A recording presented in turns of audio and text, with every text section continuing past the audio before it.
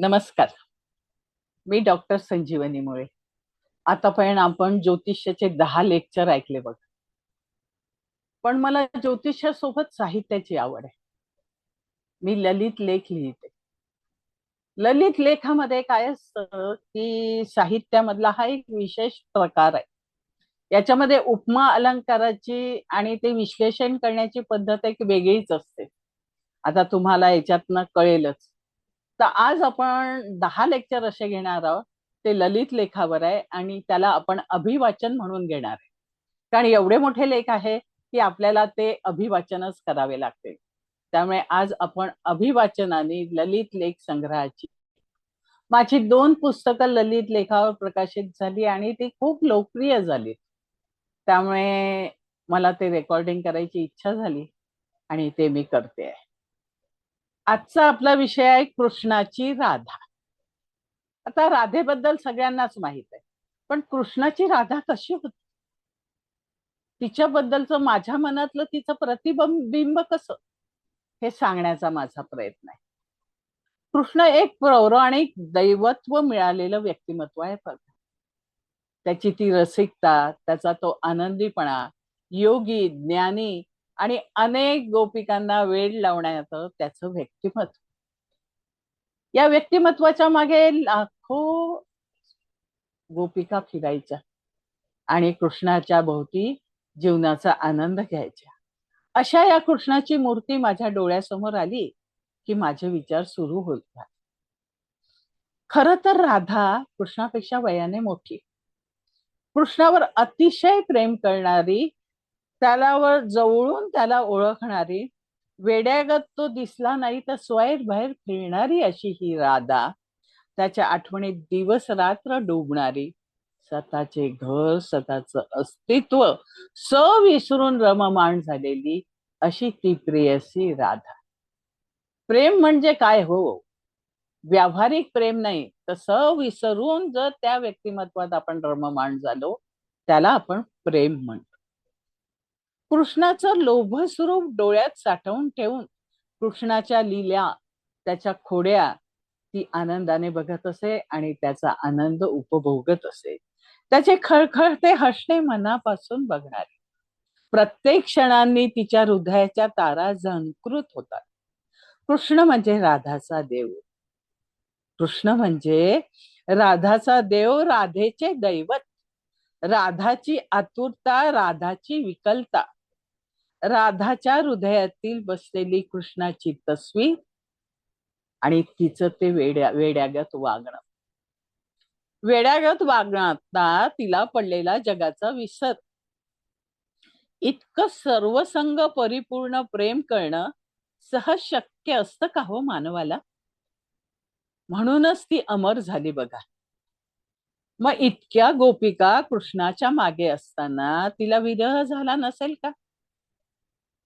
विरह काही काही क्षणांचा, काही दिवसाचा, काही वर्षाचा नव्हता, तर तो तिच्या डोळ्यातील प्रत्येक आसवांचा होता. जगात विरहाची अनेक रूपे आहेत.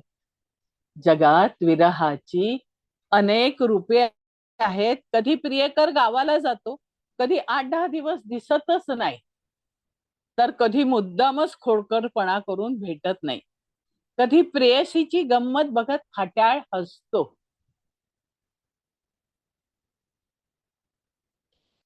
पण पुरुषासारखं स्त्रीला जगता येत नाही ना.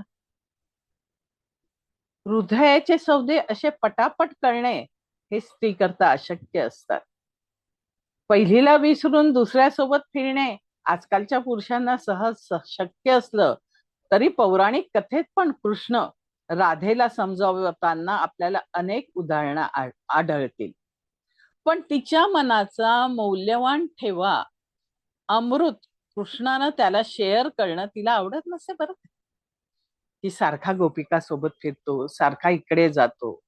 या पार्श्वभूमीवर जर आपण आजची तुलना केली तर राधा कशा सहन करतील? आजचे कृष्ण तरी किती चतुर आणि खेळाडू. अनेक राधेसोबत फिरून कृष्ण हा मूळ राधेला विसरून जातो बघा. खर तर प्रेम काही प्रत्येकाला सहजासहजी मिळत नाही बरं का. आपल्याला वाटतं की प्रेम मिळवणं सोपं आहे, पण असं अमूल्य प्रेम सहजासहजी मिळत नाही.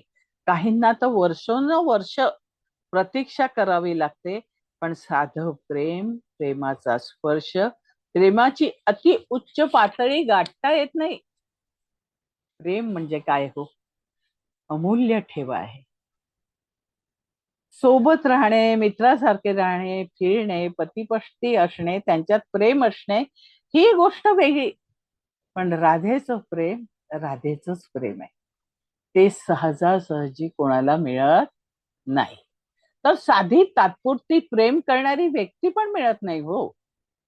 प्रेमाच्या अभावी त्यांचे भकास आणि निर्जीव झालेले चेहरे बघताना आपल्यालाच दुःख होतं. कधी कधी राधा मिळतेही, पण ती खरी राधा नसते. कुटुंबात लग्न झालेली जोडपी राधाकृष्ण असतात का? पती पत्नीवर राधेसारखं प्रेम करतो का? किंवा पती तरी ते मिळण्याच्या समाधानात जीवन जगतात का? कारण ते तनाने फक्त कृष्ण बनू इच्छितात, पण मनाने कृष्ण बनणे असंभव आहे. तेव्हा त्यांना मनाने राधा असलेली कशी मिळेल? राधा, राधेचे अमर प्रेम आणि एवढ्या गोपी सोबत फिरणारा कृष्ण, त्यांना सगळ्यांना सांभाळण्याची, सहन करण्याची तिची ताकद, तरीही कृष्णावर अतूट प्रेम करणारी ती राधा, तिची इच्छाशक्ती खरंच अवर्णनीय असेल. आणि तिचा विश्वास, कृष्णावरचा विश्वास अगाध आहे. तो संपत नाही तिचा. अन्यथा काही वेड्या राधा आपणास विसरून आयुष्य बघून घेतात. प्रेम म्हणजे काय हे राधाकडून शिकावं, आणि कृष्ण म्हणजे कसा असावा हे कृष्णाकडून शिकावं.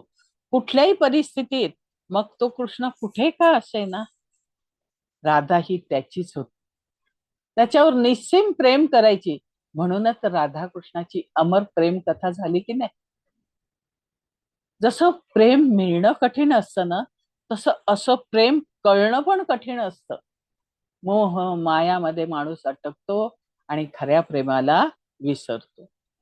तो त्यांच्या सख्यासोबत असला तरी हिच्या हृदयातलं त्याचं स्थान अढळच असायचं. ते जपणं, त्या मूर्तीवर अतोनात प्रेम करणं, जसे राधेचे ईश्वरीय कार्य होतं ना, तसंच तिचं जगणं, उठणं, बसणं, कृष्णाभोवती फिरणं, हेच तिला कृष्णाच्या कृपेमुळे अमरत्व देत गेलं. अशी राधाची कृष्णा त्यामुळे सगळ्यांनाच प्रिय झाली. आता प्रेम म्हणजे काय? हाडामासाच्या शरीरात जे मन असतं ना, तेच खरं असतं. त्याला जपणं म्हणजे दवबिंदू सारखं नितळ नातं निर्माण करणं होय. बरोबरच्या साथीने अनुभव विश्व विस्तारतो, पण त्याच्याकरता साथ तेवढी प्रगाढ हवी. त्याचे अर्थ अनुरूप असावे. प्रेमाचं सौंदर्यशीलत्व जवळ पण अनुभवता आलं पाहिजे. सुखी, समृद्ध, आकर्षक, दमदार आयुष्याचा अर्थ दोघांनाही कळला पाहिजे. आपण म्हणतो की लग्न झालंय, मेहंदी लागली हाताला, पण मेहंदीच्या पानावर कोरलेलं भविष्य उबदार असावं लागतं. प्रणयाचे देणे घेणे आणि मुक्या भावनांना वसंत ऋतू देणे, हे खरं प्रेमाचं काम. वसंत वाऱ्याने तयार झालेलं हे नातं जन्मोजन्मीसाठी टिकायला हवं. पण प्रेम कसं करावं? राधाकृष्णासारखंच करावं. राधा जशी एकमेव आहे, तशीच कृष्ण सुद्धा एकमेवच आहे. म्हणून कृष्णाची राधा ही अमर झाली, आणि यालाच आपण मग अमर प्रेम म्हणतो. धन्यवाद.